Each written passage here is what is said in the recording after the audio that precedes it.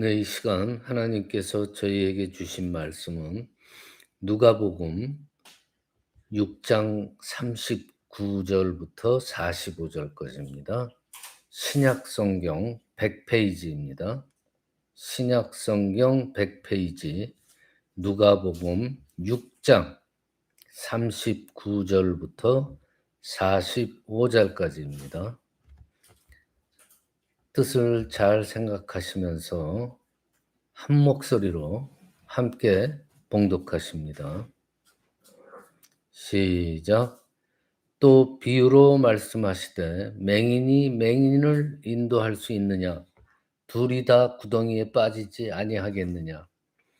제자가 그 선생보다 높지 못하나 무릇 온전하게 된 자는 그 선생과 같으리라. 어찌하여 형제의 눈 속에 있는 티는 보고 네 눈 속에 있는 들보는 깨닫지 못하느냐? 너는 네 눈 속에 있는 들보를 보지 못하면서 어찌하여 형제에게 말하기를 형제여 나로 내 눈 속에 있는 티를 빼게 하라 할 수 있느냐? 외식하는 자여 먼저 네 눈 속에 있는 들보를 빼라. 그 후에야 네가 밝히 보고 형제의 눈 속에 있는 티를 빼리라. 못된 열매 맺는 좋은 나무가 없고 또 좋은 열매 맺는 못된 나무가 없느니라. 나무는 각각 그 열매로 아나니 가시나무에서 무화과를 또는 찔레에서 포도를 따지 못하느니라. 선한 사람은 마음에 쌓은 선에서 선을 내고 악한 자는 그 쌓은 악에서 악을 내나니 이는 마음에 가득한 것을 입으로 말함이니라. 아멘. 예, 오늘 말씀의 제목은 영적인 맹인입니다. 예수님께서는 오늘 첫 말씀에 맹인이 맹인을 인도할 수 있느냐라는 질문으로 말씀을 시작하시죠. 그러니까 맹인이라고 그러면은 눈이 멀어 가지고 보지 못하는 사람을 얘기를 하죠. 그런데 그러한 맹인이 또 다른 맹인을 인도를 하면은 둘 다 모두 그냥 길 가다가 구덩이 있으면 구덩이에 빠질 수밖에 없다 이런 말이에요. 그런데 예수님께서 이 비유를 말씀하신 이유는 사람들이 이러한 그 어리석음을 범하면서 살아가고 있다는 것을 말씀하고 계시는 거예요. 여기서 맹인이라는 거는 이 눈이 안 보이는 그런 육신적인 맹인에 관하여서 말하는 게 아니죠. 이 영적인 맹인의 상태를 비유한 말씀이에요. 특별히 인제 그 당시에 자기 말고 다른 이들을 영적으로 인도하는 그 유대교의 지도자들의 상태를 갖다가 풍자하고 계신 거예요.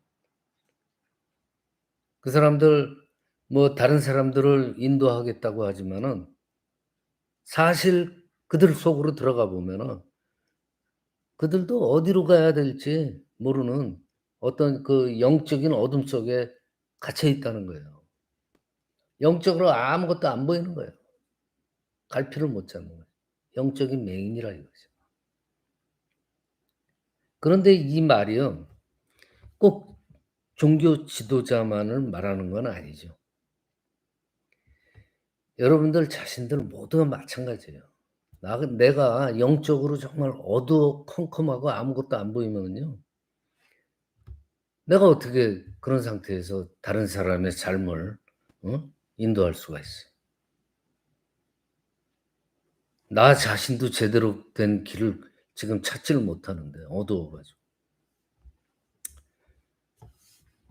그런데도 왜 이 세상에는 맹인이 맹인을 인도하는 안타까운 일들이 자꾸 일어나냐.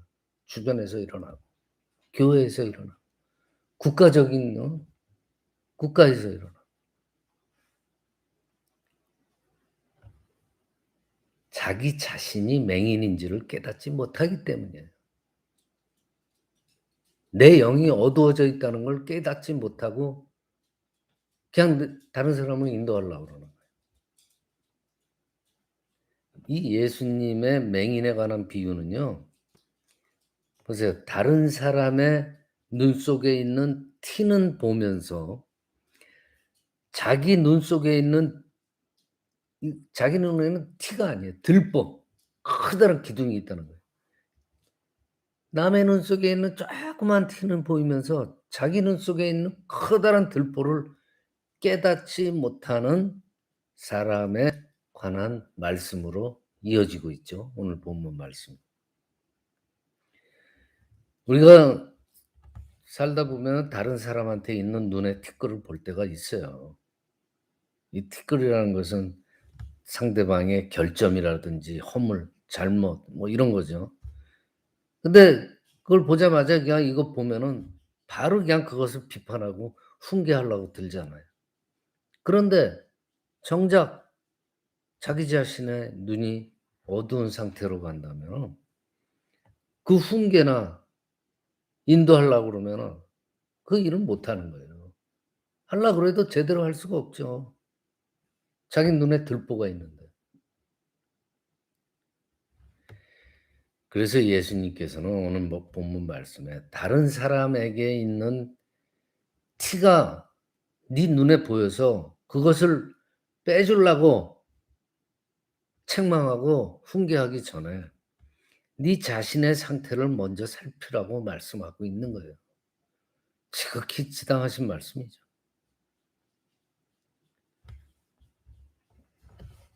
네 눈 속에 있는 들보는 깨닫지 못하느냐. 자기 자신을 먼저 살피라는 거죠. 우리는요, 내 모습보다는 다른 사람의 모습을 더 자세히 볼 수 있는 그러한 위치에 항상 있잖아요. 그쵸? 나 자신을 보려면 어려워요. 거울이라도 갖다 놔야 되고. 근데 다른 사람의 모습은 바로 앞에서 우리가 볼 수 있어요. 그쵸? 그래서 남한테 있는 티는 잘 보입니다. 그래서 대화하는 사람의 어떨 때는 그 치아를 보면은 고춧가루가 낀 것을 볼 때가 있어요. 그러면 저거를 어떻게 말을 해 줘야 되느냐 말아야 되느냐 고민하는 그러한 경험들이 많으실 겁니다. 그런데 정작 그 이빨에 고춧가루 낀 분은요 편안해요. 왜냐? 모르기 때문에. 일부러 이렇게 보려고 그러지 않는 한은요 보이지 않거든요. 사람들은 나 자신의 모습에 대해서는 이렇게 특별히 신경 쓰지 않으면은 나 자신 스스로를 보기가 힘들어요. 그러다 보니까 상대방의 허물이나 티끌 거기에는 아주 그냥 민감하게 반응하고 근데 자신의 눈에 들보는 보지 못하잖아요. 내가 가지고 있는 무지함이나 편견들 이런 것들이 상대방을 제대로 보지 못하게 하는 경우가 많이 있다는 거예요. 또 사람이요. 스스로의 나 자신의 들보를 보지 못하는 이유 중에 하나는 사실은 가장 큰 이유는요. 내가 항상 의롭다고 생각하기 때문이에요. 근데 잠언 16장 2 절에 보면은요. 사람의 행위가 자기 보기에는 모두 깨끗하여도 여호와는 그의 심령을 감찰하느니라 그래요. 여러분들 생활하다가 가끔씩 쪼끔이라도 이렇게 다투게 되잖아요, 다른 사람과. 그러면 항상 자기 생각해 보세요. 누가 옳은 사람처럼 느껴져요? 내가 옳잖아요. 그러니까 다툼이 생기는 거예요. 내가 맞고 너는 틀렸다. 그건 당연해요. 그러기 때문에 다툼이 일어나니까. 근데 이러한 다투면은요. 그 판단의 기준이 순간적으로 자기 자신한테 있다고 생각하기 때문이에요. 그렇기 때문에 나는 옳은 거예요. 다른 사람은 잘못돼도. 그게 뭐냐면은 나를 갖다가 나 자신이 맹인으로 만들어 버리는 거예요. 그 마음이. 그 마음이 내 눈에 있는 들보를 보지 못하게 만드는 거예요. '내가 옳다. 넌 틀렸다.'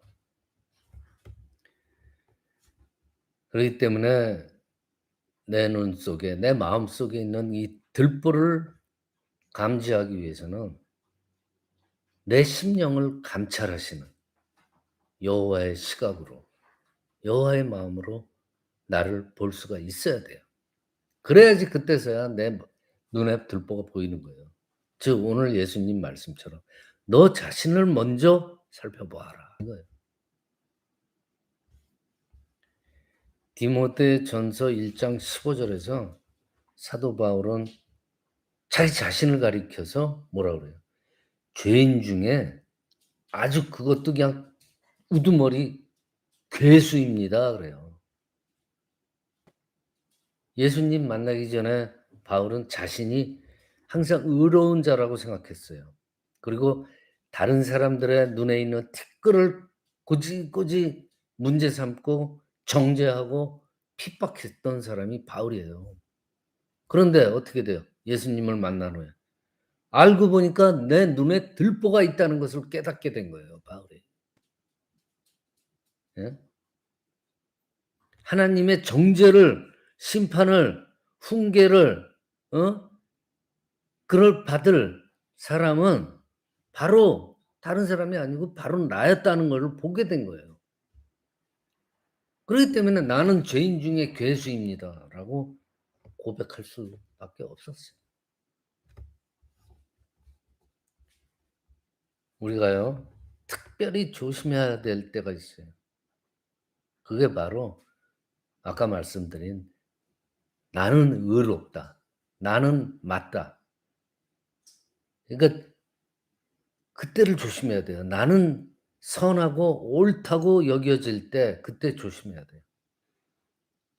그럴 때일수록 내 눈에 내 마음에 들보가 자리 잡고 있는 것이 아닌지 예수님 말씀처럼 먼저 점검을 하라는 거예요.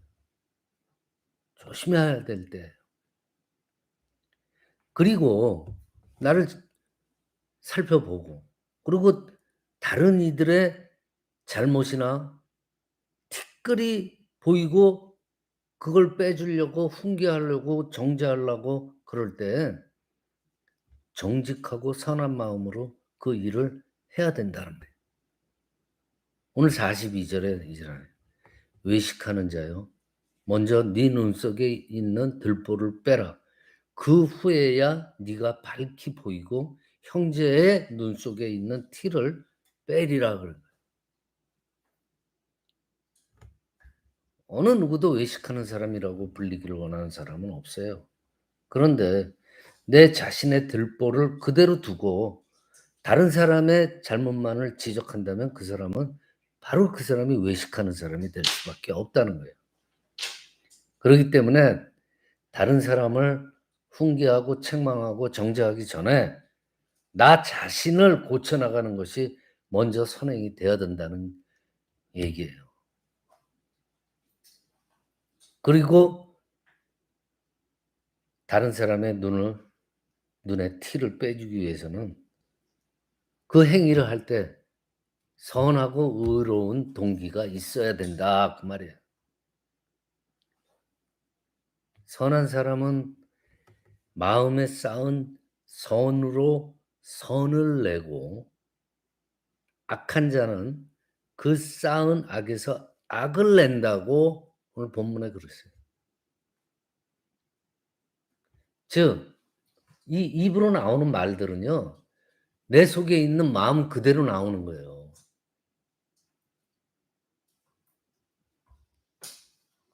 다른 사람의 티를 보았을 때 내 안에 마음속에 있는 이 선함이 작동되도록 해야 돼요.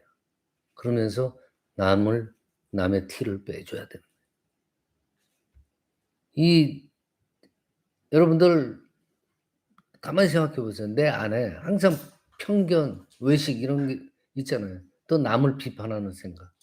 그리고 항상 부정적인 생각들이 많이 있잖아요. 그렇지만 가만히 보세요. 우리 안에도 선함도 있어요. 선한 마음도 있단 말이에요. 이 선한 마음은 뭐예요? 사랑의 마음, 남을 긍휼히 여기는 마음, 또 남 어려운 사람이 있으면 돕고자 하는 마음이 있잖아요, 여러분들. 이러한 선한 마음들이 드러날 수 있도록 해야 돼요. 예수 그리스도께서 바로 그러한 마음을 가지셨잖아요. 예수님은 정말 죄로 인해서 부정하게 된 이들을 볼 때 바로 그들의 티끌을 빼주려고 덤벼들지 않았어요. 도리어 사람들이 죄로 인해서 아파하는 모습들을 보고 일단은 긍휼히 여기는 마음으로 안타까워했어요. 그리고 사랑의 마음으로 그들을 가르치시고 또 고쳐 주셨어요. 더군다나 어떻게까지 했어요. 자신을 십자가에 못 박아 버리고 다른 이들의 눈 속에 있는 들보를 깨닫게 하시고 이를 빼주셨던 거예요, 예수님께서. 그러니 그 은혜를 생각하면은요, 나 자신이요, 항상 주님의 그 하신 말씀 속에서 나를 항상 조명을 해야 돼요. 항상 살펴봐야 돼. 그래서 내가 이 영적인 맹인에서 깨어나서 제대로 된 시선을, 영안을 가질 수 있도록 항상 노력을 해야 된다는 거예요. 그래야지 내 마음속에 선한 마음들이 나오는 거예요. 그래야지 그 선한 의도로 다른 이들의 티를 제거해 줄 수가 있잖아요, 사랑의 마음으로. 그 선한 마음으로 상대방을 훈계하거나 그러지 않으면요, 100% 다툼이에요. 그렇잖아요. 이것이 바로 예수 그리스도의 모습이었잖아요. 여러분들 우리한테 생각해 보세요. 얼마나 큰 죄와 얼마나 많은 허물들이 있었습니까? 근데 예수님께서는 이를 선한 마음과 정말 사랑의 긍휼의 마음으로 우리를 봐 주셨잖아요. 그리고 죄 속에서 고통받는 많은 이들을 불쌍히 여기시고 사랑의 마음으로 그들을 고쳐 주시고, 그리고 자기 몸을 십자가에 못 박으시고 우리를 구원해 주셨죠. 그 마음을 우리가 본받아야 되는 거예요. 일상에서 다른 사람을 대할 때, 다른 사람의 눈에 티끌이 보일 때, 그 마음으로 우리가 내 마음속에 들보를 먼저 제거하고 예수님 마음으로 사랑으로 이웃을 대하자.